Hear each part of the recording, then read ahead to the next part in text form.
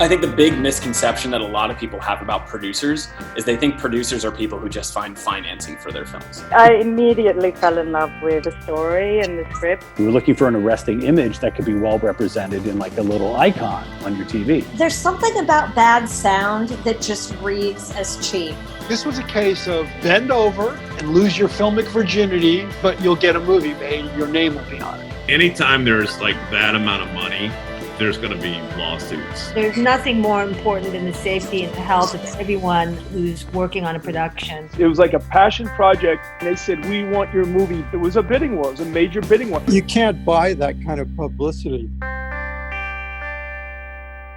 Welcome to Producerville, the only podcast to interview movie producers in depth so that you can become a better producer. This is episode 3, and this week we had the pleasure of interviewing producer Joe Bandelli. Now, Joe is a friend of ours. Nate and I are working with Joe on a documentary, which has been in the works for about a year. You'll hear more about that a little bit later on. Great guy, and he's so easy to talk with, and we had so much fun with him. Joe's movie is called Hell House LLC. Now, in the interview, I call it Hell House, and that's my fault. It's actually called Hell House LLC, and the LLC is an important part of the title, which we'll also talk about a little bit later on. Joe talks about the found footage genre in general and what it is and his feelings about found footage before and after making Hell House LLC. He talks about honesty as a producer. You know, to be a good producer, you have to be honest with your crew and everyone you're working with. And Joe addresses that issue and about how to be honest, who to be honest with.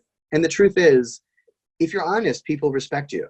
And so we talk about this very important topic about honesty. If you have problems being honest in like your personal life, put that aside, because when you're a producer, just make sure you include honesty as one of your traits and work on that, because it will only be a good thing for you. Also, Hell House LLC was a very low budget production, and Joe talks about how the money was raised and actually what the money was spent on. And very important producers to hear that about where the bulk of your money is going to go. Yeah, and there's one very special scene in the movie that's one take, and Joe talks in like really great detail about how he tackled that scene as a producer. Joe also talks about having safety meetings, what goes into them to make sure that the cast and crew are safe, which is very important. He talks about the infamous creepy clown in the movie. That great creepy clown. I love that creepy clown. Yes. Everyone remembers, and how they created its look and how it became a much bigger part of the movie and the franchise than they ever expected.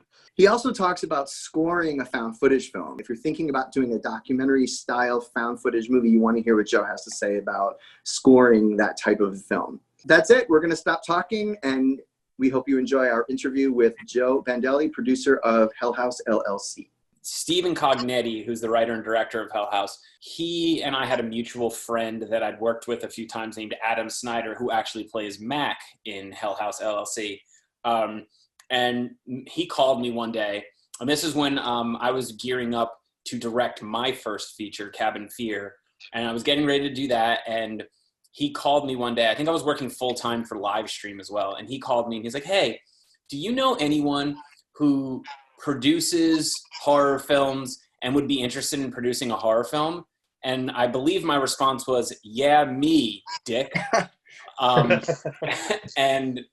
And he said, oh, well, I figured you're making your own movie and you're working full time. And I said, I'm pretty sure I'd quit my job to go just make movies. So just tell me what it is and we'll see.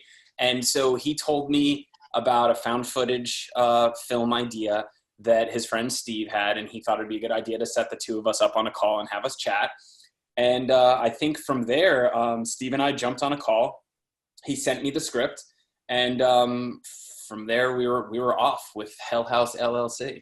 Wow, so it was literally a phone call. You intercepted the opportunity because you had the opportunity to suggest to other people, but you were vying for it yourself. Yeah, and I think Steve was coming at it from the perspective very similar to how I did with my first feature, or how even you guys did with your first features, was we were just trying to find the right people that would make it happen. And I think Steve will publicly say this. that he's more of a creative and less of a technical person. So I think Steve wanted someone that could support him and help him through some of the technical aspects of things. So in essence, he would want to be able to talk to someone and say, okay, this is the scene. How do we actually make this happen? And I think my background helped him a little bit with that. And we were able to jump into story notes with the script and get rocking right away. And I think just like any other project, it's all about chemistry. I really did like the script when I first read it, and I wasn't a fan of found footage films prior to working on Hell House LLC. Wait a second, you were not a fan? I was not a fan, no. Prior to that, the only found footage I liked was Paranormal Activity. I was not a fan of the Blair Witch Project. I think I got dizzy and I almost threw up the first time I watched it. I just didn't like found footage. It felt, at the time, it felt cheap, and it felt like people were doing it on a budget. And then when I started producing movies, I was like, oh, I get it. It all makes sense now, right? Yeah, but I mean, since doing the movie, I've immersed myself in found footage, and I have an appreciation for Blair Witch Project now, and I have for being sort of the godfather of found footage films, as well as plenty of other found footage films too. So what was the you had said that you had, like, there was already a script whenever you had spoke with Steve. What was the script like? Like, was there a major difference between like reading through a found footage script? Like, was it written a certain way? Is there something different about the way it was written? The good thing about coming onto that project was there was a lot of stuff that Steve did on his own before he brought me on. And I think one of the things that he did, I think he had the script for about maybe a year, maybe a little bit longer before he found me. And the big thing that Steve nailed down before bringing me on was Steve would go around to haunted house attractions, and he would look at them and see if any of them fit sort of the idea of what he had for Hell House. And when he met Angie, who runs the Waldorf estate, which is where we shot Hell House. We shot the whole trilogy there. When he met her, I think they connected right away, and she was pretty much telling him that she'd be down to do whatever. And she's a huge horror movie fan, so she was up for everything. So I think when Steve found me, he already knew the location of where we were going to shoot at.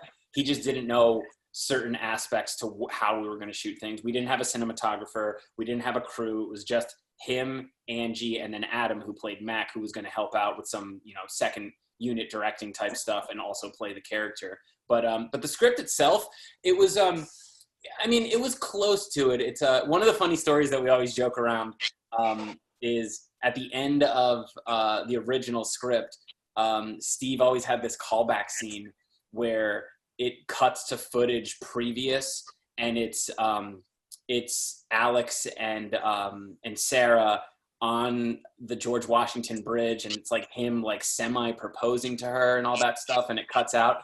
And I remember when I read it, I was like, this sucks. I'm like, don't put this scene in there. I'm like, no one gives a shit about this. And Steve was like, no, I'm keeping it. And then I believe his wife told him it sucked. And then I believe his whole family told him it sucked. And I think he just needed about a good 13 or 14 people to tell him it sucked. And then he was like, you know what, let's lose it. And not to talk about the sequels, but he tried to bring that scene back into the sequel, and we were like, no. He must have loved that scene.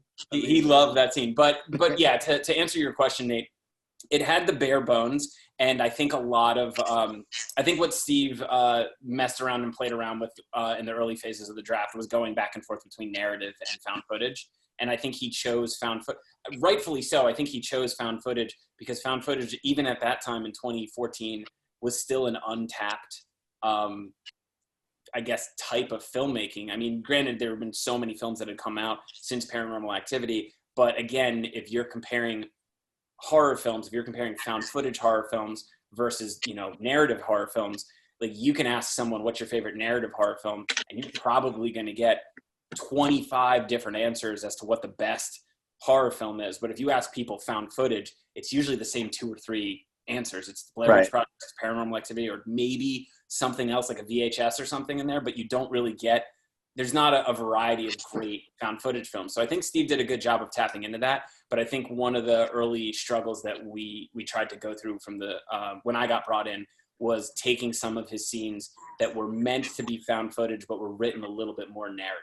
and getting them to be more found footage. It's interesting. You came on to a project with a script. You didn't find a writer that submitted a script to you and you shaped it and all that. So it sounds like you were finding a way, and correct me if I'm wrong, to sort of delicately shape the material in a way that you felt as a producer would be best presented so you could make the best movie possible. Is that correct? Absolutely. And I think one of the best reasons why Steve and I work so well together is probably because Steve doesn't like, when he set on something, that's what we're going to do.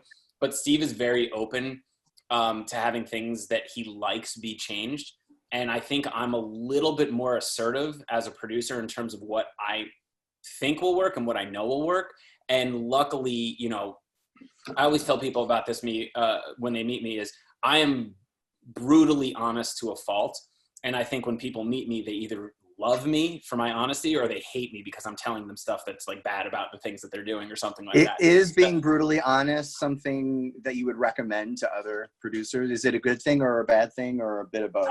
I think it depends on who your audience is and who you're dealing with. With Steve, I was able to be brutally honest, and Steve was pretty receptive to that. And I think that's a big part of the reason why we made 3 films together and why we're still working together, because Steve actually lets me voice my opinion. And, from the early stages of this, it was very, like you said, it was very delicate for me to figure out how to say things or do things because it's Steve's project. It's his baby. So, but I think once Steve saw the amount of work and the amount of effort that I was putting in to sort of make this, not just his project, but my project and everyone else who worked on it and make it a bigger thing. So it's not just this little indie film that never gets seen. I think when he saw that work, I think he was open to me giving him creative notes and giving him certain things. And I think my advice for producers out there is maybe not necessarily be brutally honest with every single person, but find people that you can be brutally honest with, because those are going to really develop into the best working relationships.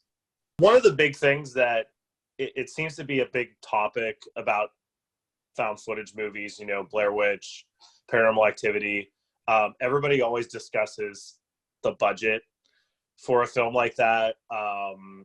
People love the story of a little movie that was made for, $15,000 and made millions of dollars. So there's a lot of focus on the budget. So are you able to talk a little bit about like the budget for Hell House and kind of how you got the financing for it and that whole process? Sure. Yeah, this one was really easy. The budget, I believe we started out at $50,000.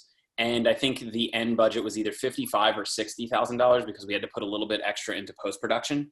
But this one, I mean, from a producer's perspective, I think in general, I think the big misconception that a lot of people have about producers is they think producers are people who just find financing for their films. And although that is sometimes a responsibility of a producer, it's not their sole responsibility. And B, it's not most producers usually will use their contacts to hopefully find funding. But I hate when people automatically assume that you're a producer, so you're the one who found the funding. It's not always that case. And I was clear with Steve at the beginning of this. I was saying, like, listen, I'm making a film too. Like, I'm not going to invest my own money. And he was like, no, don't worry about it. I already have people that are investing in it. And I believe he had his family. I believe he had some cousins put in the funds for him. And I believe that first film, we had a lot of input from his family because his family were actually like big horror fans and big proponents of it. So if you watch the credits at the end of Hell House, I believe you'll see like 13 Cognettis in there. There's a lot of Cognettis. I noticed that. Yeah. When you hear $50,000 or $60,000, to people who have made films, that's nothing. To people who've never made films, that's a lot of money. And I think the one thing that everyone should know is a bulk of that money, that $50,000, is spent on putting people up to stay in hotels, is spent on food, is spent on transportation. So, when you look at movies like Paranormal Activity and you see the $15,000 budget, that's because they had 2 actors and they stayed in the house for a week as they shot. So room and board wasn't a cost because the director owned the house. It was just food and they stayed in that house. But when you're doing something on location, you need to pay to put everyone up. So I believe half of our budget went toward that. Maybe a little bit more than half of our budget went toward putting people in rooms I think we did a 10-day shoot. So it was 10 days putting people in rooms and paying for food and transportation. You want to hear that it went to explosions and people getting murdered, and no, it was people sleeping and eating. That's where it went. Which is the opposite of what happened in the movie. So. Correct. So it's all on screen. Y'all just made up your excitement. Right. And I'm sure we're going to get there, so I'm going to hold off. But there is a very, very key sequence in this movie that shooting a low-budget film was amazing to do. Oh, I have it on the list. Believe me. It would have cost us a lot more. Yeah, I'll hold off on that one. Yeah. Moving into pre-production, so you've got, your script, you got the director, you've got the budget. Can you talk a little bit about the casting process and the location scouting?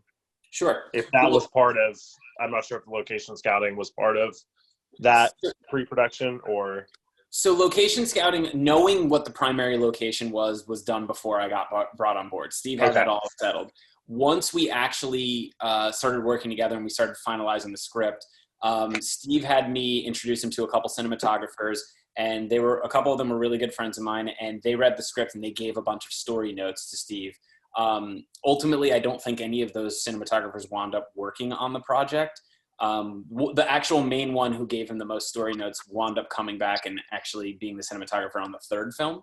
But so Steve took all of their notes, he took my notes, and then I think while we were gearing up to shoot the film, with our cinematographer, Brian, that we hired, Steve would go do scouts with Brian, and they would do test shoots and go and look. And this is why Angie was great to work with, because her haunted attraction is pretty much open in September and October, but the rest of the year you can go whenever the hell you want. And Steve would just give her a call and say, hey, we're going to come and shoot some stuff. Can you be there? And she'd be like, yep, let me know when you're an hour away or when you're a half hour away. And they would go and just shoot stuff because no one's using the space. So that's a rare opportunity, I think, when you have a location like that in a town like that, where nothing is happening in the place for 10 months out of the year. So you can kind of go prep and do whatever you need.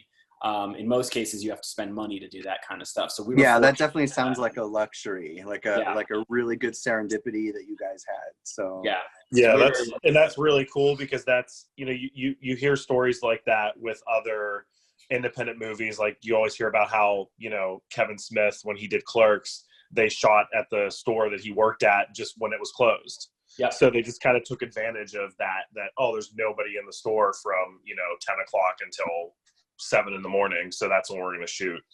Yep. And then to the second part of your question, casting was fun. So for that first film, casting was a lot of fun because all of us were in New York. Steve now lives in Pennsylvania. I live in Los Angeles, but Steve was in New York. I was in New York.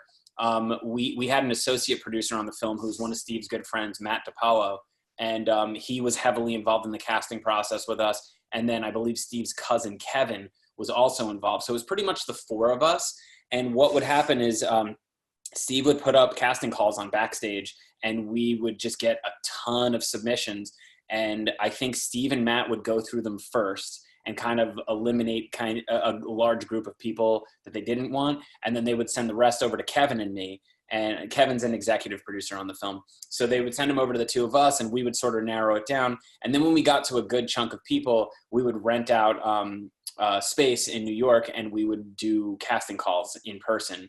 And I believe we did it for a decent amount of time, but we kind of cast everyone really quickly. And Steve was very good on, if he liked someone, but they didn't fit the role, he'd find a different role in the movie for them and put them in something else.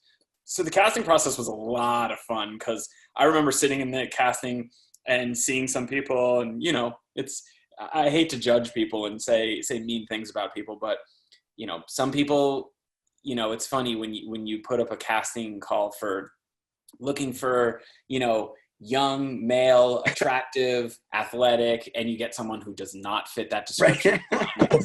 It's very funny. Imagine. Yeah, it's very funny.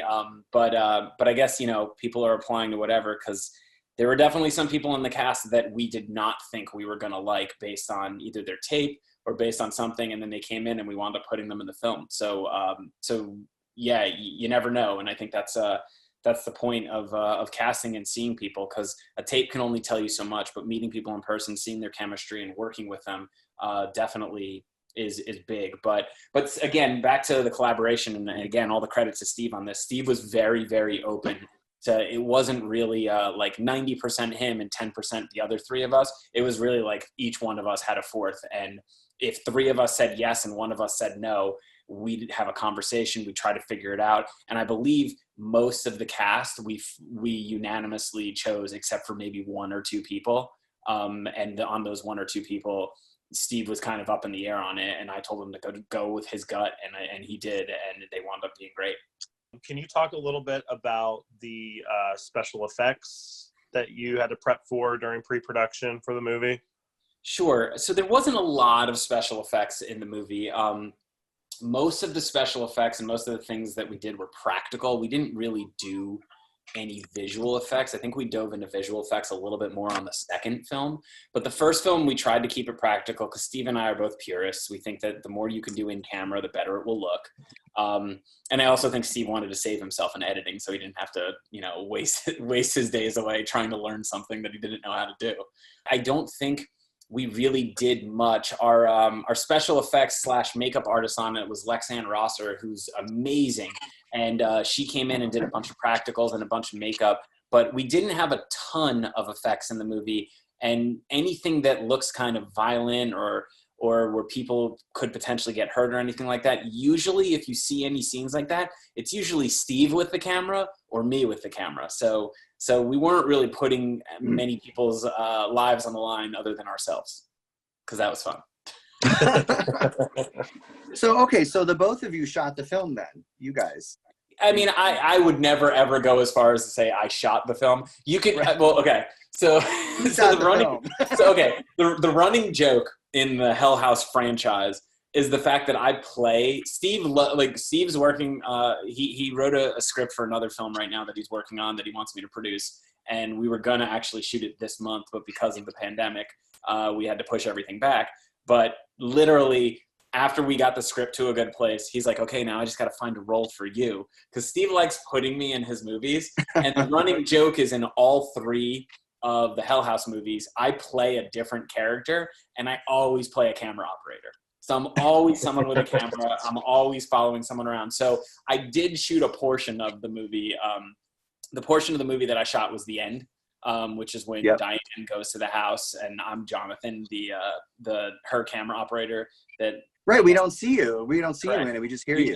You hear my lovely voice, but you don't really get to see me. I think at most you get to see my arm that's slightly less tattooed than it is now when I'm taking the mic off of Sarah. But yeah. So I shot a lot of that, but Brian, our cinematographer, also shot pieces of that too. And then Steve did a lot more of the dangerous sequences, like the falling over in the kitchen. And we made it a point that when we shot that big sequence, the main camera, the YouTube video that you see, that main camera is Steve operating camera, and he's the person behind camera and the person talking throughout that whole piece. Well, listen, you're not the only production to have significant crew members playing parts. I think Deborah Hill played Michael Myers in 2 scenes in Halloween, so you were following some good shoes there. I mean, yeah, if you're gonna compare my producing to Deborah Hill's producing, I'll take it. Thank you. Thank you very much. Compliment received. You're welcome. Well deserved. Well, listen, so what did you film the movie on? What camera did you use? Oh, man, I can't remember this. I was trying to think about this the other day. I think we shot it on a Sony EX1. I believe we shot it on a Sony EX1. Okay. Because I thought it was important, and this was a conversation that Steve and I had early.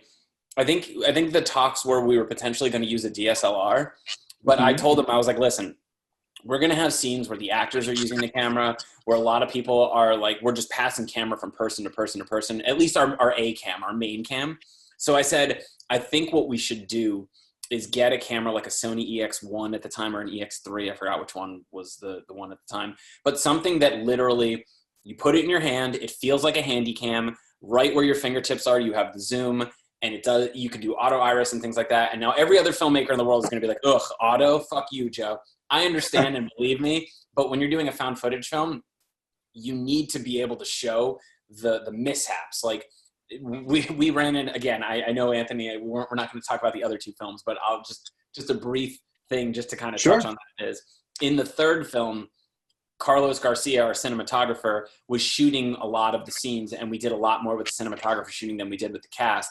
And we had to get Carlos to shoot poorly to make it look like an amateur shooting because he was such a good camera operator and such a good cinematographer. And we needed to make it look like it was a person who'd just been handed a camera for the first time.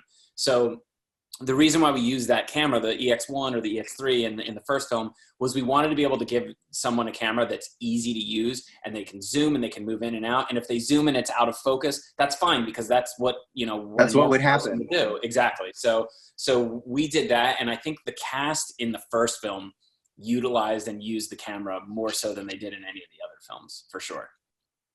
I think that's fascinating because that's intrinsic to found footage. So we're all lying as filmmakers. We're creating these false worlds. What you're basically saying is if it looked bad, that was actually a good thing for the aesthetic of the product. The production value was therefore better because it looked amateurish. And this is where I guess word of mouth and notoriety or people liking the film kind of hurts you, because with that first one, it was kind of like, yeah, who gives a shit? Let the actors use it. It doesn't need to be perfect. It's a found footage film.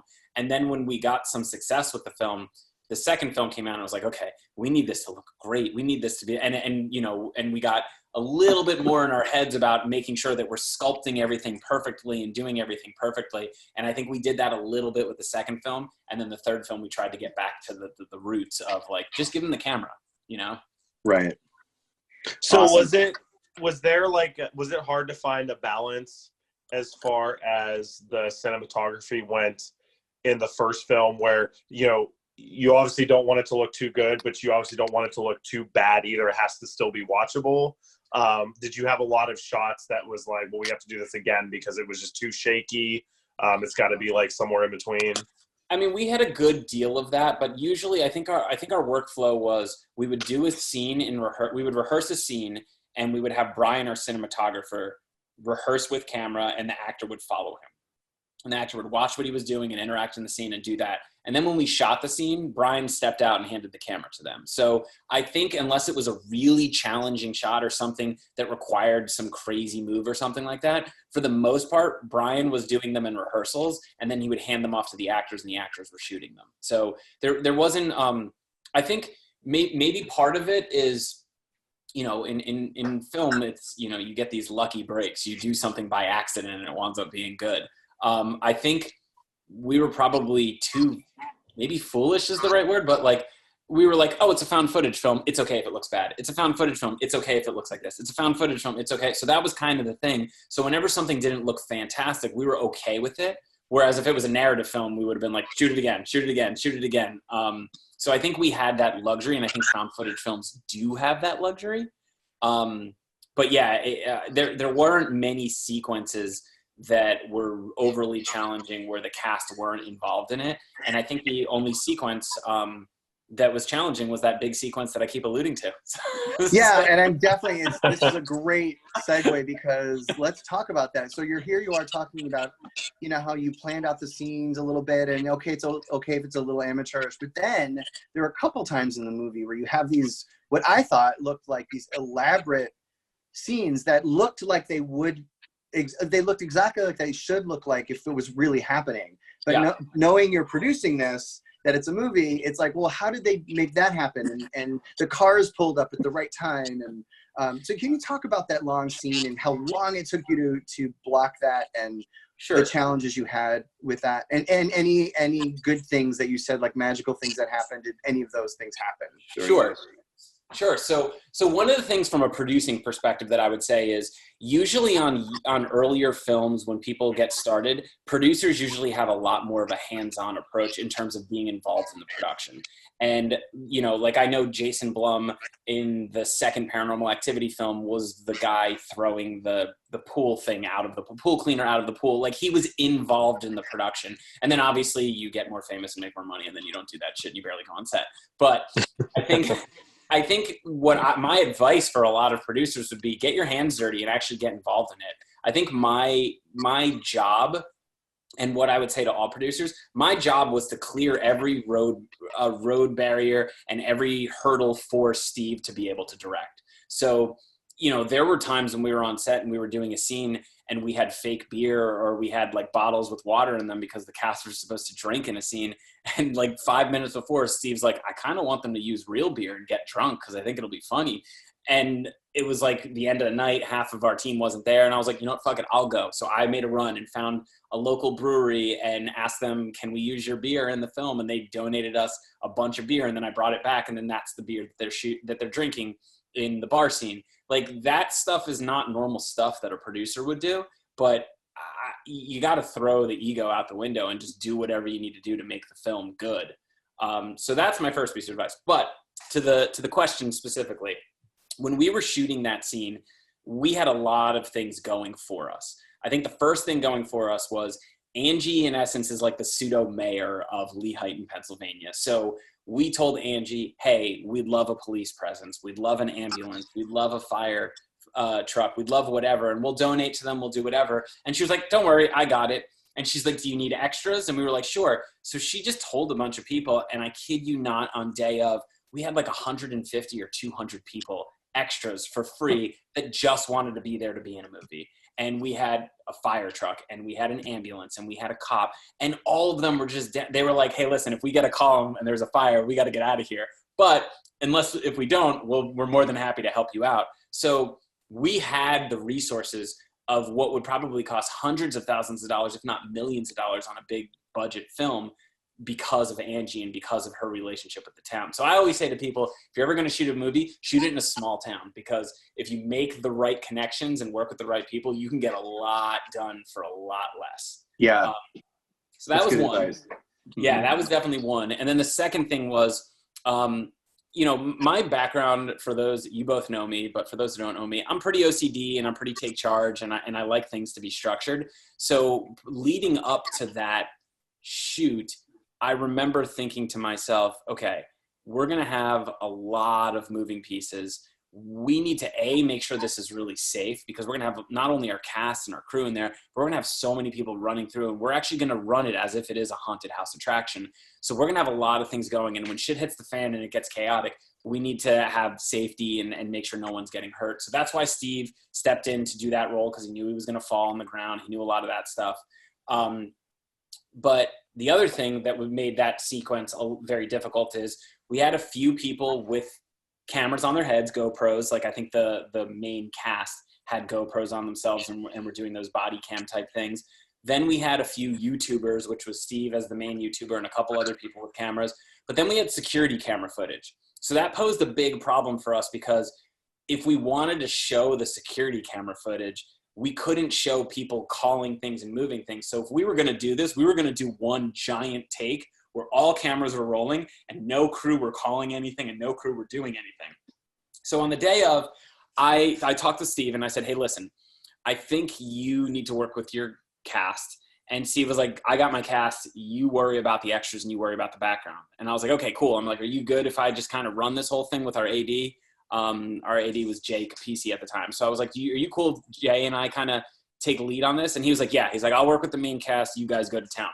So we pretty much had a big safety meeting with all of our extras. We went through what to do, what not to do, how to react and how to not react, so on and so forth. When they're scared, how they should run, how they should move. We did a big safety meeting to make sure everyone was good. And then we sort of built out a cue sheet. And I believe I was the only person that was calling cues and running cues during that shot. So you can't see it on camera, but there's the haunted house attraction has built-in rooms that can get you to other rooms for like the people who are working. And so that they can get from one room to the next in case there's a safety issue or something like that. So my job was, we had like 6 or 7 different groups of people in different parts of the house, and we had to cue them at different times. So I'm on my hands and knees crawling all over the house, cueing people at different times. And I think the best moment, and I, honestly, guys, I think to this day, that shooting that sequence was probably one of, if not my favorite moment in filmmaking, just because of how intense it was and how exciting it was. And we knew we only could do this in like a few takes. And, you know, as much as we had this cast for as long as we wanted to, 200 people are not going to wait around for 2 days to do the same thing over and over and over again. We only had a few hours with them. And they were great. That town is amazing. But I think that the best moment was I spoke with the ambulance. I spoke with the fire department. I told them, hey, listen, I'm going to give you guys a walkie. When you hear me hit the panic button on the walkie, I think it's called the panic button, whatever, like rings. Like when you hear that, I want you guys, they were like 3 or 4 blocks away from us in a parking lot. I'm like, when you hear that panic, get in your cars, turn your alarms on, and come running to us. So what happened was we orchestrate this whole thing where the group goes in, Steve's group goes in, they walk past a certain part, we cue another group, they're moving, we cue another group, we cue all this stuff, the basement stuff happens, people start running out, and then I get into this mix with Steve's group, so I'm part of the crowd, and I believe I'm like hooded or all this stuff, and I'm not trying to take credit for this, we had a lot of people doing this, it wasn't just me, but for this specific moment, I hit the panic button as I'm running out the door with this walkie. So it timed perfectly that right when Steve's camera came out the house, you see the ambulances and the fire trucks pulling up with their sirens. And it was like, that was one of those, holy shit, that worked perfect. Like we could not have asked for a better shot.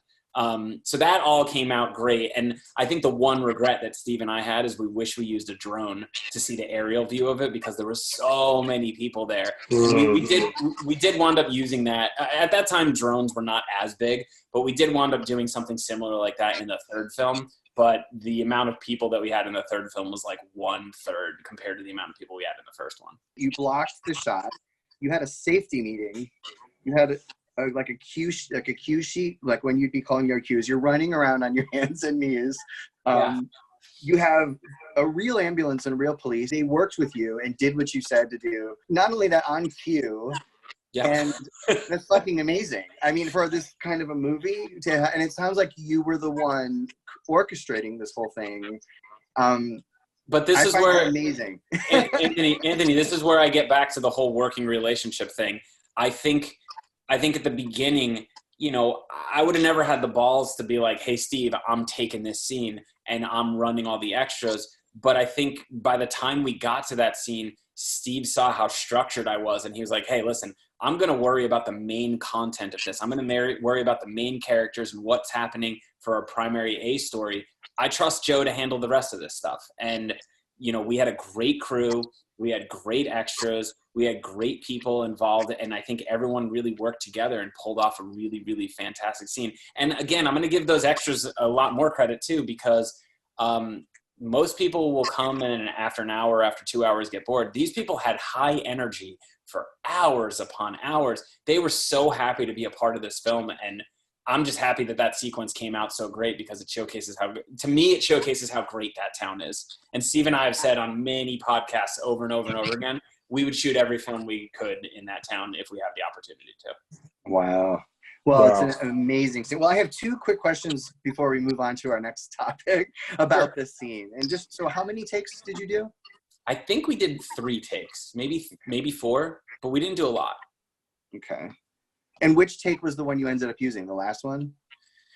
I think maybe the third one. Okay. Yeah. All right. And the second one is like, what happens actually in a safety meeting? So you got everybody together. What is talked about regarding, what is in a safety meeting? Sure. So in that sequence, a lot of people are running and a lot of people are screaming and kind of frantic, going all over and looking for help. What we told them is ideally it's organized chaos. Like you're not sprinting, you're jogging. You're not, running into people and smashing into people and only caring about yourself. You're making sure that when you're running and moving around, you're not hitting people, you're not bumping into people. In the house, especially in the basement, the ceilings are low, so we're making sure that people are staying low and not bumping their heads. A lot of those things, and ultimately, we're just giving them the education. Adam Schneider, the guy who played Mac, actually helped out a lot in this in the safety meeting. He asked if he could be a part of it too, and he led a lot of it as well.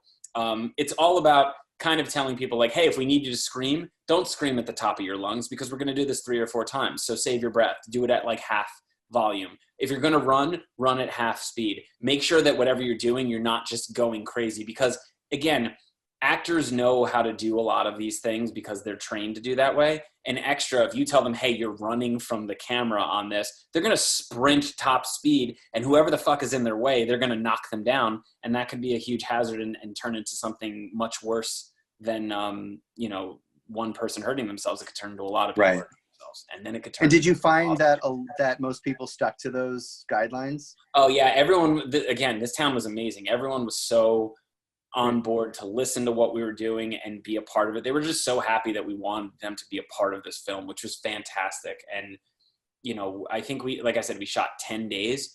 One day we dedicated to this entire thing. And I think on that one day, we started maybe at like 9 o'clock in the morning or 10 o'clock in the morning. And I think we shot until like midnight. It was midnight or 1. It was one of our longer days. But we started rehearsing with the main cast early, and we were running through rehearsals all day long with the main cast so they knew what they're doing. So by the time 3 or 4 rolled around and we had our extras, our cast knew what they were doing and they had it down. It was just incorporating the background extras and seeing how they move through the scenes. Since you were just talking about one of the more memorable scenes of the movie, I kind of wanted to touch a little bit about, I know any of the fans of Hell House that are listening, they would strangle us if we didn't ask about the clown.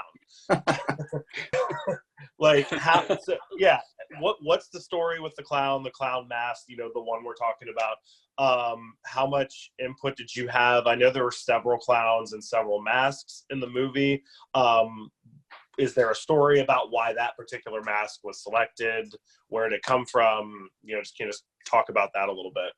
Yeah. So funny enough, all things kind of happen by mistake, and just like in Friday the 13th Part 3, I doubt they ever expected that the hockey mask would be as iconic as it did with Jason. Same thing happened with this. Steve had clowns written into the scene. He had that they couldn't turn their heads and do this whole thing. And I believe when we shot the film, we had a lot of clowns that Angie ordered from a bunch of prop stores and everything.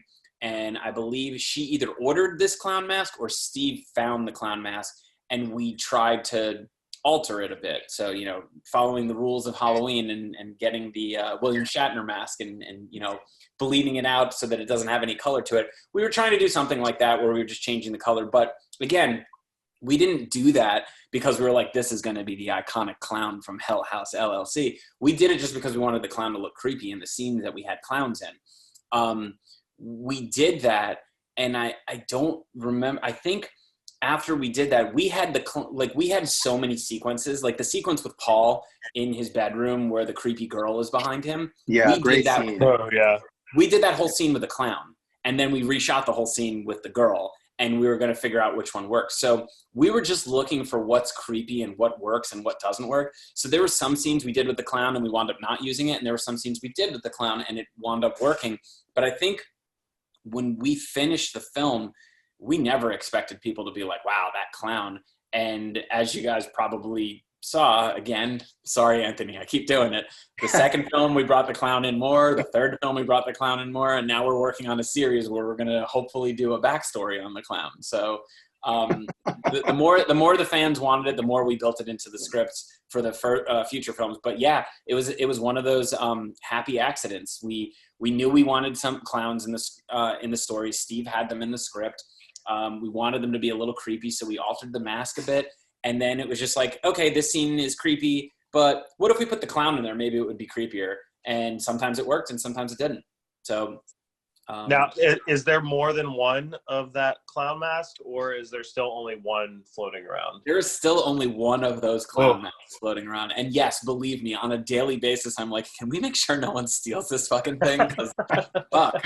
I mean, I'm sure at this point we could probably find it and somewhat try to recreate it, because realistically, if we do make a series on this, we're probably going to have a little bit of a bigger budget than we did for any of the films. So we probably could recreate it, but still that clown mask is definitely fun. And I know that Angie in her actual haunt actually uses clown mask and costume, and has one of her workers dress up in that, and she has a section of the haunt that is dedicated to Hell House. So she used that, but yeah, she uses it. It's great. Steve loves it. It's all fun, and I'm the one in the background being like, can we just fucking take the clown mask and not use it anymore? Just yeah, like just you saying that made me like super nervous. Yeah, me too. That's my everyday. And we tried to get it licensed this year. We weren't too successful, but hopefully next year we'll be able to get it licensed, and maybe for Halloween you can see those masks on stores next to the ghost. Oh, that would be so cool. Well, I mean, it's so visually unnerving, and a general sensibility about the movie is, its sense of suggestion. You really do. There's this undercurrent of dread and uneasiness throughout the whole thing. So, when they first see him standing there, and then the camera pans and then goes back and his head is turned, I think those moments are very, very strong. And so it's just a shining example of how to create tension in a horror movie with less being more, just sort of being quiet about it. And did you have a lot of discussions about that? I mean, there's a lot of those smaller moments. So one of the benefits of this film was, and I cannot express how important this is to a found footage film. We had an amazing main cast. Our cast gelled together and had so much fucking chemistry together that there were times when we just gave them the camera and we said, improv and have fun. That cast, when you see that cast hanging out, they were literally like best friends for years. And here's the best part. After we got done shooting every day, that cast would go to the local bar, because there's only one bar in that town. That cast would go to that local bar and get hammered together and stay out past every other person. And then they'd wake up and show up hungover, and then we'd give them the camera and they'd be great. Like, do you guys know the scene where Paul gets scared when he sees the dummies and he sees one extra one because it's the demon, and he runs out and vomits all over the place? Like, that's him throwing up because he was hungover. And it worked. so it was real vomit. Yes, correct. But that cast was phenomenal, and they brought a lot to the table, and their chemistry was amazing. Also, fun fact for you, there are 3 people, I believe, who played the clown in that first film. And the 3 people are, one of our production assistants played him for one scene, I think. And then the rest of it, the bulk of the time you see the clown, I believe it's Danny Bellini, who plays Alex, or Jared Hacker, who plays Tony. So one of the 2 of them are usually the people playing the clown. And if it's in a scene where both of them are seen, it's usually our production assistant. Wow. Very. That's cool. I always love hearing stuff like that, because it happens in every horror movie. Like, who played Ghostface, who played Michael, and you have so the funny thing about it was, like I said, we never thought this clown would be a big clown. So when we did it, it was like, all right, who's available? And those guys liked being the clown. So we're like, fuck it, let's have these guys do it. By the time we got to the second film, the clown was a thing. So Steve was like, hey, Joe, do you want to just be the clown in the whole movie? So I was like, fine. So I was the clown in the whole second movie. And then in the third movie, we had one of our production assistants, Johnny, play the clown. And I remember when we got on set for the third one, he's like, Joe, can you not be the clown? Can I be the clown the whole time? And we were like, yes, sure, you could be the clown, John. I don't want to be the clown. You could be the clown. So I believe there was 5 of us who've been the clown. All right, so you spent 10 days shooting this great movie, and now you're editing. What was the process, and what did you learn? So we had an amazing media manager on our project who's pretty much been the media manager for every project that Steve has done and every project that I have done since then. His name's John Shearburn. And John was pretty much editing and building everything out, and in essence doing dailies for us while we were shooting. And that's not really heard of in the independent world for a $50,000 budget. Like, usually dailies are $1 million budgets where you have an editor working on this and showing you what you shot day of. John was doing that for us, which was fantastic. So when we finished up shooting, it was pretty much all in a timeline. I think we cut the first film in Final Cut Pro 7. So it was all in a timeline. It was all ready to go. So Steve was able to start editing right away.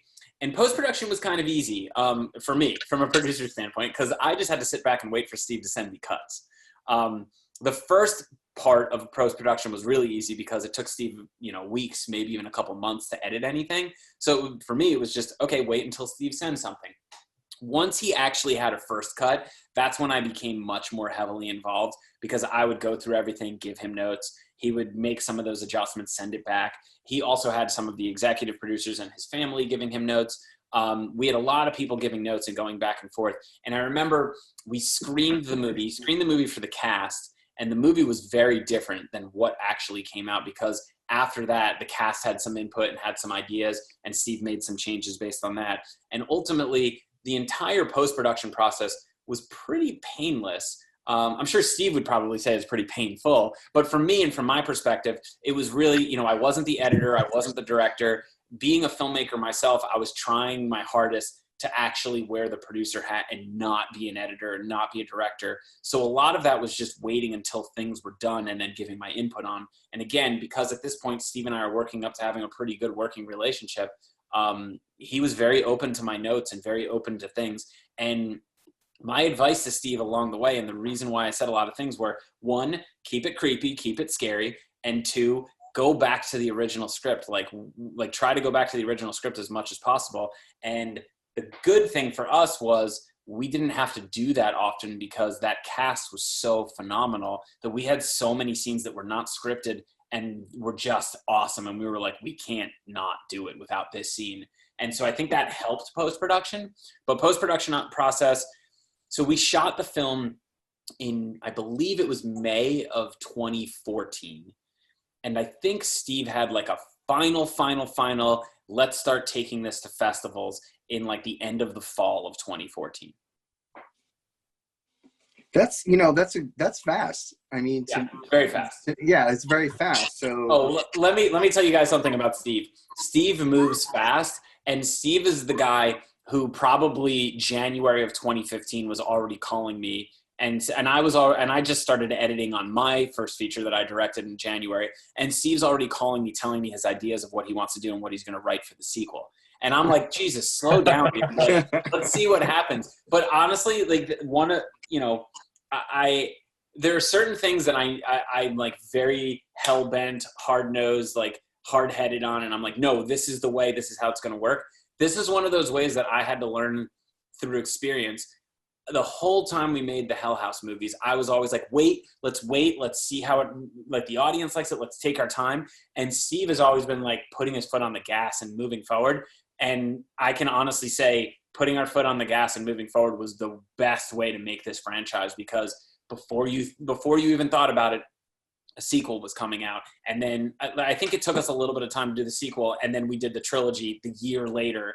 And so that buzz, Steve was really smart with that and building that buzz and making sure we're capitalizing on that buzz. And I think he did a phenomenal job on that. One thing that I find really impressive about the movie is the Foley, all the sound effects and everything, that those, especially during those long sequences and that massive sequence, about the challenges you had and how you achieved what I feel is a really great sound mix. Sure. So this kind of jumps into the marketing side of things. Pretty much what happened was Steve is a very naturalistic person. He wants everything to sound the way it does in camera. He wants it to sound very realistic. So there were times when we were doing scenes and it just wasn't going to work the way we were shooting them. So they were definitely going to be things that we were going to have to add in post. And I think when we got into editing, there were a few scenes that we had to ADR, a few things with Foley and things like that. But Steve would probably tell you it was a ton of work, but it wasn't nearly as much work as went into the final film. I think what happened was when we actually started QA/QCing it and getting it ready for platform distribution, I think that's when we realized that sound levels were a little low on certain things, and we had to hire a post company to come in and retouch up some things and do some things so that it at least meets standards of platforms like Amazon Prime. Yeah. But again, a lot of that, and that's very, that process was very detailed. It was Steve would send the sound mixers his notes. They would send a mix with the film, send it back to us. Steve would send it to me and to Terror Films, and we'd watch this thing. And when I watch these types of things, just again, for producers out there, do everything detailed as you possibly can. I remember Steve's notes were like maybe 2 pages. My notes were like 14 or 15 pages. Like I watched every detail of that because I didn't want one thing to get missed. And this is just from my experiences of making films is, if one person misses something, it's going to go through, and then you'll see that film later on and be like, fuck, I wish I could have changed that thing, or I wish we could have done that one thing differently. So I wanted to make sure that this wasn't any different, and terror films did the same, and it was just constant notes and constant notes. The entire post-production process and the entire marketing process was just, here's something, take a look, here's all these notes, give us it back, so on and so forth. I think the benefit of being the producer is I didn't have to actually be the person physically making those notes. I just had to give the notes on what they should change it to, if that makes sense. Talking about the sound and the mixing and the editing and all that stuff, can you talk a little bit about the scoring process? All right, this one was fun. Steve's awesome. This is my favorite part about Steve. So in the movie, Paul plays the piano. I believe he's sitting next to a dummy that he names Hector. Right. And he plays the piano. Steve took that note that he played and gave it to a composer, and that composer made an actual semi-score, the small score, and used that tune to be the score of not only that film, but the score that actually kind of scored all of the films going forward. So there's little, like, when you said note, you mean like a little something he played on the piano? I believe he just plays like 2 or 3 keys or something. It's like dun dun dun dun. And so so you're saying that? Yeah, it's super creepy. It's super creepy. That became the theme of Hell House. Yeah, and that was just the actor who knew how to play, I guess, a few notes on the piano, and he just put it in there. Gore Abrams. He just put it in there, and then we kind of played with that and went with it. But one of the things, and again, this is specific to found footage films, is it's hard to do a score for a found footage film because it has to be real. So if you put a score in it, you're kind of alerting the audience to the fact that, hey, this has been made by someone and isn't just what you're seeing. Like, you didn't actually just find this footage. So we had a long talk about that, and we definitely still had a couple battles and a couple back and forths in terms of like, what should we put actual like music to supplement this? Should we not? And I think most of the film does not have music supplementing it, but there is moments here and there where we do have that. But ideally for a found footage film, you don't usually have a score. It's really, what you guys were saying in the sound mix is really amping up the sound mix and really making sure those creepy moments are kind of hollowed out and echoey, and you have some of that effect to it, but you don't really do much with score.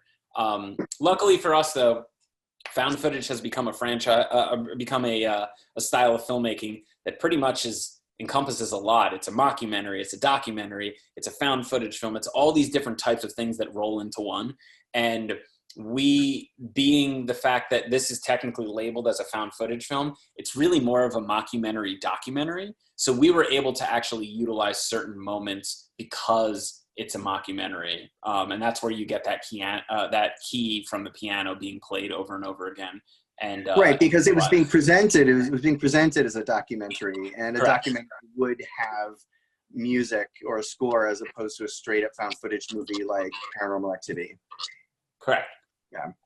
Awesome. Okay, well, let's move into distribution and marketing. Fun stuff for the producer, because this is where the world gets to see it. And for me, that's the exciting part. And you told us a little bit about your sound mix issues during marketing and all of that. But can you just maybe highlight a couple of challenges you had during the distribution and marketing, and also talk about the movie poster and how that happened? I'm a huge, and Nate and I are both huge movie poster fans, and we think that Hell House poster is great. I love it so much. And so if you just talk about all that, how it all kind of happened, and how you rolled it out to introduce Hell House to the world. Sure. And this is the kind of the thing with indie filmmaking. When you have a director who's pretty much responsible for financing the film, they pretty much are in control of everything. Even if you're hired as the producer, they pretty much have ownership over most of it. So right. Steve had ownership over a lot of this, which at times made it easier for me and at times made it a little bit more difficult for me. But ultimately, the goal of what we wanted to do and what we wound up doing was taking the film and submitting it to festivals. And again, this is where Steve had his foot on the gas and I was like, slow down. And he was right. I was wrong. He wanted to get it into festivals. So he wanted to get into festivals. He submitted it to a bunch of film festivals. And I think it was in Aspen, but a festival in Aspen the film was seen, and that's where Terror Films saw it for the first time. So when Terror Films saw it, Terror Films actually asked Steve if they could represent the film and take it on and be the domestic distributor for it. And I believe, you know, the process of making an indie film is usually, you know, everyone wants to hope that you go to a film festival and you meet a studio exec and they're like, wow, that's amazing, I'm going to sign you. And then CAA shows up and you have an agent, and then all of a sudden you're getting a big budget to make a sequel. That's like a 0.0001% chance of happening. Like, that happens, but very, very few and far in between. What we wanted to do was we wanted to submit to festivals and hope to get a sales agent. So usually if it doesn't work in the film festivals, then what you do is you kind of cold call and cold email all of these places, and you send them a private link and say, hey, this is a film we made. We'd like to see, you know, your interest. Luckily, we didn't have to do that on this, because I think the festival that we went to was maybe the second festival, and Terror Films was interested, and Steve liked what they were offering. And at that point, you know, Steve being the primary owner of Hell House, he asked my advice, but it was mostly going to be what he wanted there. So again, that makes my decision a little bit easier, but for most producers, you're going to be more involved in that. And I think my advice as a producer is, if you're making an indie for the first time, you know, I think at that time, Terror Films was very, very small. They were very new and very small. And we knew that if we went with Terror Films, not only were we going to get sort of a hand-holding experience, but we were going to get an education process. Like, they were going to be very transparent to us throughout the entire marketing and distribution process. So I believe that's why Steve made the ultimate decision to go with Terror Films. And it was definitely the best decision that we could have made, because Terror Films has been such an amazing partner to us. And when I say amazing partner, not only are they like telling us our quarterly reports and everything, they're giving us a breakdown of where the money's coming from, who's buying it, who's viewing it, who's watching it. Most distributors don't give you any of that shit. Did they handle all the marketing and the poster and all of that and just kind of show you? Did you have any input on any marketing? Just let them take. Ultimately, they would send us stuff and send us mock-ups and let us choose. So what they would do is they would send a mock-up of the poster and send it to Steve, and then Steve and I would talk about it, figure out what we like, give them adjustments, give them changes. But they were responsible for making the posters and making the artwork on it. Well, it's very effective. It's really effective. It's a great image. Usually most sales agents / distributors will do that. They'll do the artwork because they pretty much want to make the artwork work for whatever will sell. So, you know, like when you see the poster for Hell House, I think from a marketing perspective, they're looking at it from okay, if you're on Amazon Prime or you're on Netflix and you see this thumbnail, would you be interested in it? So they're trying to mark it up and make it look as interesting so that someone who's watching found footage films or someone who's watching horror films is going to be like, huh, that's interesting to me. I'm going to watch that. So I think, you know, as artistic and creative as Steve and I want to be about this stuff, I think the marketing side of making sure that this is something that people want to watch, that's definitely a tribute and a credit to Terror Films for doing that kind of stuff. And they've been really good with that kind of stuff with us. Okay, do you have any tips for doing press as a producer? So now you have this movie, you want everybody to see it, you have this great, marketing and this great distributor and this great marketing plan. So I'm assuming you did press and PR for the project, right? So I'm going to tell you the thing that no one could replicate. It's impossible to replicate. Okay. Word of mouth is what made this film successful for us. This film was seen by some people. People would spread it to other people. I mean, you've heard this with Blair Witch. You've heard this with Paranormal Activity. Obviously, Hell House is not nearly as successful as those films, at least from a financial perspective. But people saw this film and people demanded it and people wanted it. And it was on Facebook, and people, like today, for instance, we posted, Terror Films posted something about, they mocked up some masks that Steve and I liked for the pandemic. And they posted on our Hell House Facebook account and said, would anyone be interested in this? And like hundreds and thousands of people, I don't know about thousands, but hundreds of people responded within minutes about that stuff. And like that type of stuff, you can't plan for that. You can't plan that people are going to like your film and that things are going to be successful. We are so blessed and so grateful that this really connected to audiences, but word of mouth really helped. And Anthony, I know you know this because you were there when we had this conversation, but earlier in the release of the film on Amazon Prime, I believe Blumhouse is very big for trying to recreate found footage films after the success of Paranormal Activity. And I believe Jason Blum saw Hell House, and he was interviewed for what his top 5 found footage films were of like 2015 or maybe of like the decade or something like that. And number 4 on that list, or number 5 on that list, was Hell House. And that drove so much more attention to Hell House because people were like, well, if Jason Blum is saying this, we want to see this. So we got a lot of stuff like that. And one thing that led to the next, Steve did podcasts, I did podcasts, Terror Films set us up with some podcasts.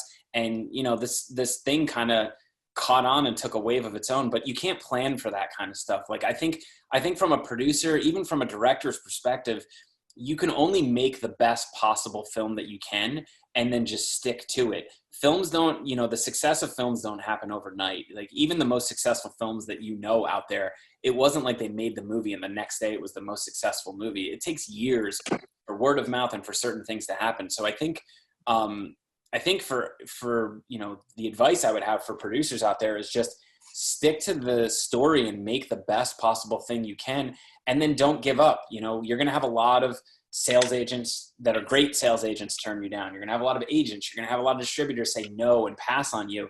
You just got to keep trucking along and keep finding the right partner, because, you know, if we would have found a sales agent that was much more known than Terror Films and much more successful than Terror Films, we may never have had the success that we had. Luckily, we paired with Terror Films at the right time. They worked for us, we worked for them, and it all kind of was like a happy little miracle where things come together. And I think the only thing you could plan for is hard work and putting in the time and putting the effort, and keep trying to educate yourself in the process. I know no filmmaker is going to want to be heavily involved in distribution and heavily involved in sales. I mean, you don't go to film school and learn about sales of films. You go to film school to learn how to make films. Right. So no one wants to do that kind of stuff. But the more you can educate yourself on it, and the more you can at least have a foot in the door and understand what's happening, which is what Terror Films helped us with, I think the better chance you have. And then you just have to hope that you do a good job with the film and people like it. Because I can tell you this, no matter what film you make, you're always going to have someone that says, wow, that's great. And you're always going to have someone that says that's the worst piece of shit that they've ever seen in their entire lives, no matter how good it is. Yeah. So before we move on from marketing, just like kind of a 2-part question. Was there ever, because you had talked earlier about there was kind of a conscious decision to limit the score to certain parts of the film because you wanted it to feel like this is real, this is, you know, you're watching a found footage film. Do you know if there was ever any discussions during the marketing process of taking that Blair Witch angle of marketing it as like, hey, this could be real, like this actually happened? And also the title, Hell House, was that always the title? Was that what it was called when it was brought to you? I'm going to answer the second part first. So the second part is, yeah, so Steve had the title Hell House LLC when he came to me. And I think probably 6 months after looking at the script and everything, Steve was like, I don't like the title. I think we should change it. And I believe he was talking to Kevin, his executive producer, Matt, the associate producer, and myself. And he was like, what do you guys think about changing it? And I believe all of us said, fuck no, do not change the title. Hell House is a cool title, but that's a book. That's something that would be recognizable. But the LLC is what makes it unique and what makes it different. And we said the fact that it's a limited liability company is the title of a film, it's going to pique interest. And so we were all on the page of like, let's do that. Let's go with the LLC. And I think it took some convincing, but Steve wound up staying with it. But yeah, there were definitely times when he was considering changing the title, and we definitely had to talk through it and figure out what the best solution was. We never had an alternate title in terms of like, we're going to call it the Halloween Malfunction movie or anything like we never came up with an alternate title. It was more conversations of, should we do this? And should we keep it LLC? Should we keep it, or should we drop it and just call it Hell House? And I think we decided ultimately to keep it LLC because it was a little bit more unique, and we didn't want to copy along with the book. And I believe one thing about the title is there was a documentary in 2002 called Hell House. Yep. That was a awful, well, in my opinion, terrible, awful Christian fun, yep. Documentary. Was there any, in producing, there's the chain of title, and you have to clear the title so there isn't confusion in the marketplace. And so was there any problem with that at all? I mean, first of all, number one, did you have any problems with naming your movie after such an awful documentary. No, because I believe even the documentary, because there's a book called Hell House, which I believe they made a movie on, and I think they're making another movie on soon. And we actually had to start talking with our legal team about that, because we wondered if that was going to take anything away from our Hell House LLC movies, since we've had some decent success with that. But yeah, we've never had any issues with that. The LLC was enough to keep us different from the Hell House movie, from the Hell House documentary, as well as the book. I'm happy you didn't have to change the title because of this fucking awful documentary. So anyway, I honestly think because the movie was such a low budget film, and because it was kind of self-distributed in a way on Amazon via Terror Films, and it didn't have a lot of press originally, I think that's the reason why we didn't have any issues. That could very well be it. It could have been that it wasn't. There might have been bigger issues if we were a Hollywood film with the title, but yeah, we've never run into anything. If anything, we've run into issues with other people trying to use titles that are similar to us versus us using titles similar to other people. Right. But yeah, and Nate, I'm sorry, can you remind me what your first question was? I think I just answered your second. Oh yeah. So during the marketing process, do you know if there was ever any discussion about kind of leaning more towards what Blair Witch did with their marketing, which was really try to like sell this to potential audiences as like being real? So I think with all found footage films, and definitely with our plan, we wanted people to feel like it was real. I think that was why it was important for us to have a cast that wasn't extremely well known, so that it felt like these are real people. But yeah, I mean, I don't think we went that far, because by the time we made the movie, social media is so prevalent and such a big part of society. Like, we knew that we couldn't try to play up that real thing.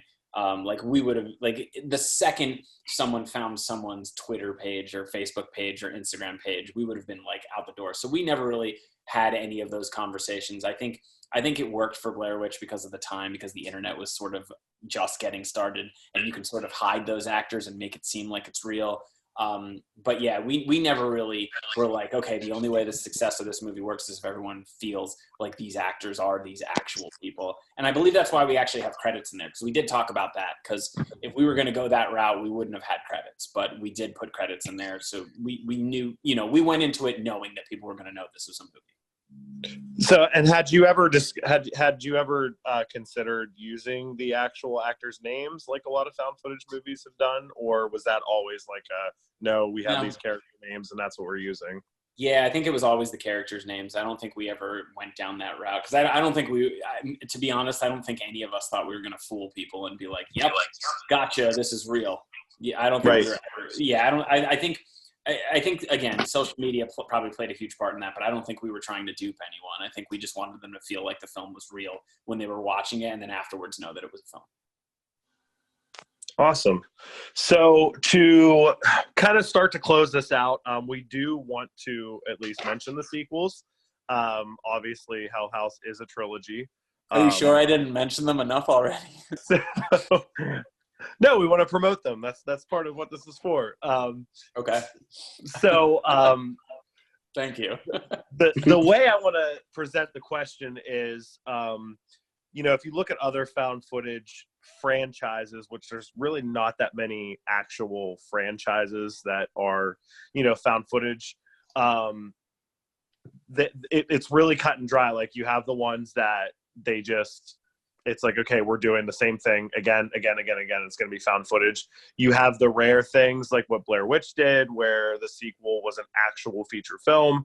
And there's only really one. There's only really, not to cut you off, but there's only one franchise that actually really was consistently good. And I heard a bunch of really awesome guys are making a documentary about it. So I wonder what that could be. So my question is, when, and you can feel free to talk about how and when the sequel came to be, but during that process, when you knew, okay, we're doing a sequel, was it always we're doing another found footage, or was there ever a discussion or any possibility that you would go a completely different route and do an actual narrative feature? Sure. So I think Steve's going to kill me for saying this, but Steve actually wrote the second film so that it was a mix between found footage and narrative. And I drew a very hard line. It was like, you are going to lose your fucking audience if you do this. Like, do not do what Blair Witch did. Like, don't go this route. And you know, like I said, it's Steve's the owner of the, you know, the original owner of the IP on this. So he ultimately has the end say on it. And I'm happy that he listened to me. I think he listened to a few other people too. I think whenever I tell Steve no on something, he says, okay, let me think about it. And then he goes and asks other people. And if they agree with me, then he says, and if they agree. Yeah, I think that's what happens. But getting your second opinions. Yeah. But yeah, it's, you know, for all of these films, I think Steve has always had it in his head that he wanted to make it a trilogy. And I think, you know, we did change the format up a little bit with the second one. And then I think, you know, let's say this. If the first movie came out and let's say 80% of the people liked it and 20% didn't, when the second movie came out, that 80% dropped a significant amount. There are a lot of people who still do like the second one, but I think the format change kind of threw people off a bit. So when Steve had always wanted to make the third, so when we made the third, it was more about getting it back to the format that the first one had and to sort of try to close out the story a bit. But you know, just like any franchise, you know, you can't close all loose ends, and we sort of left a bunch open with the hopes of potentially continuing on in the future. Joe, is there anything else you want to say about the trajectory and of the sequels and the reception of the sequels, and maybe what you're working on now for Hell House? Sure. So, so the second film, I believe, it didn't have as much of a fan following, and I think we took a lot of hits from people in terms of the format change. But I think the goal was to continue along with the process, and I think the third film sort of helps some of those things that people were unhappy with. But again, we had an amazing cast in the second film. We had an amazing cast in the third film. The cast in this franchise make everything work. And I think the original cast really set the bar high. And I think that's why a lot of people will say that the first film really stuck with them, because that cast was just, they worked together so well. And I think they really set the bar high. But we were lucky and fortunate enough to work with a lot of good casts. But ultimately, the entire franchise, you know, it deals with this, this sort of demon, this person who sacrificed themselves to kind of create a gateway to hell through this town of Abaddon. And, you know, by the end of the third film, it's closed. And we're kind of left wondering, like, is it really closed? Right. But I think the trilogy does a good job of completing that story and really closing out the story of the main cast from the first film. But we purposely left some breadcrumbs here and there. And right now, Terror Films, Steve and myself are working with, we've been blessed during this entire process because the first film, we did it all independently by ourselves. I mean, all of them are independent, but we did them by ourselves. The second film, we got a deal with Shudder. So we had an exclusive deal to stream on their platform. And then the third film, Shudder asked us to make the film. So we have a good relationship with Shudder. So we're working with hopefully, you know, the idea of telling some form of prequel story that that predates the Hell House LLC cast members and sort of tells a little bit of the backstory of Andrew Tully and how this cult started and where this whole Abaddon demon and this nefarious stuff that took place in this town, and sort of create that kind of backstory. So Steve and I have a decent amount of storylines and things that we're working with right there. So we're constantly working with Terror Films, and we're going to be talking to Shudder to hopefully get something done. But yeah, who knows? We'll see. Very cool, and good. Definitely good luck with that. Thank you. I wanted to ask you though, just very quickly, did the budgets go up for parts 2 and 3? Part 1 was 50 originally, and then I think the final budget wound up being 60. Part 2 was 60, and Part 3 was 80. So they did go up. All right. Wow. We did start bringing in actual special effects artists and doing some blood scenes and some gore scenes, and some things that we probably wouldn't have been able to afford in the first film. So we were able to do some stuff like that and plan things appropriately. I believe in the third film, we had another big sequence like we did in the first film. We didn't have the same numbers that we did for it, but we did have a lot of awesome people from the town show up. I believe we had a fire truck and an ambulance again for that. And we saved money on a lot of that. But yeah, I think that it went into, we did more days. I think we did 14 days. I could be wrong. We might have done 12 or 13, but we did more days on the third film. And I think we stuck to 10 or 11 on the second film as well, as the first film was 10. So yeah, it was like 10, then 10 or 11. And then I think we did 14. And we also put a lot more money into post-production on the third film. Okay. Because we had a lot more visual effects and special effects. What are you working on now? Anything you want to plug, or any social, something like that?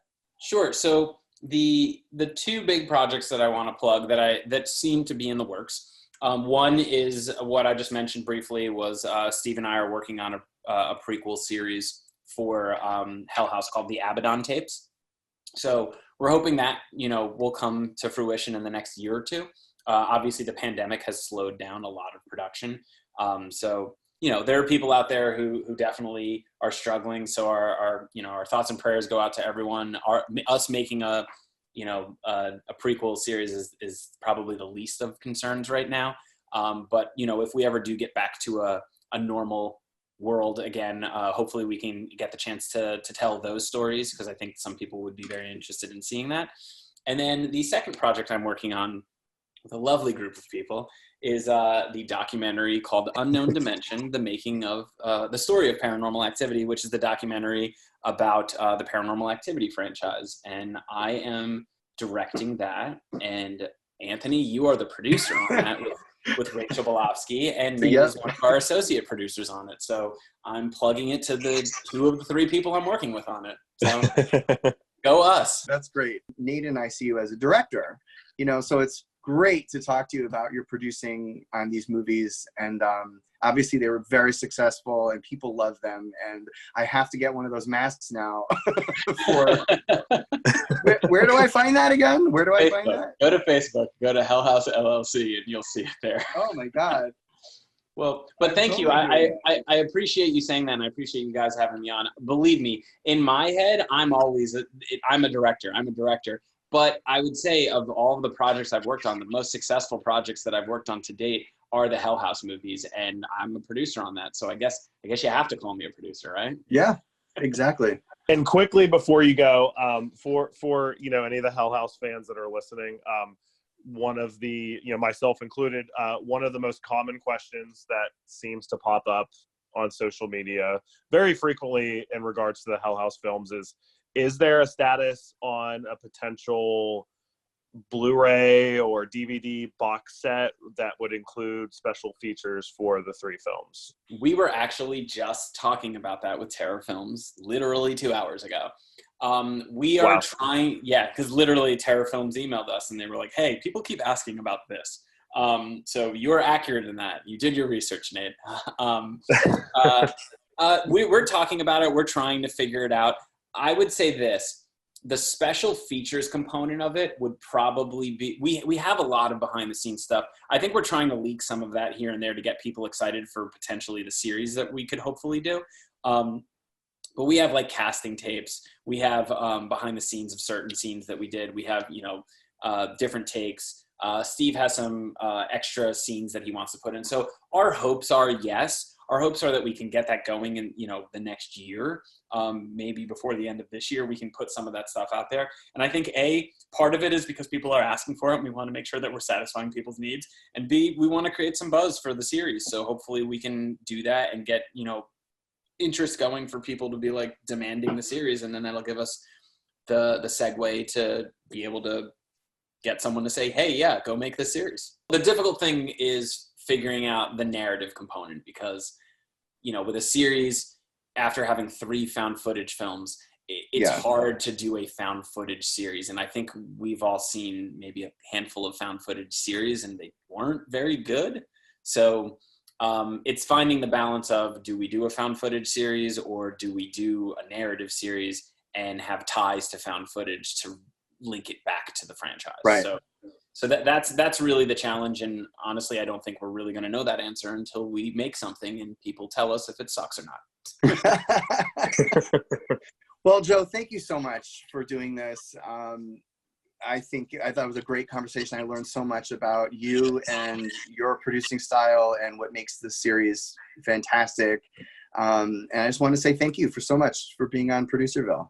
Of course, and thank you both for having me. I really appreciate it. You guys had some really good questions there, and I wish you guys the best of luck with the rest of this podcast.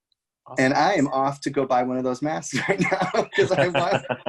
So I don't think we have them for sale yet. I think we're just testing the waters to see which ones people like. Damn. Okay. So, I'm an impulse buyer. So, yeah. Okay.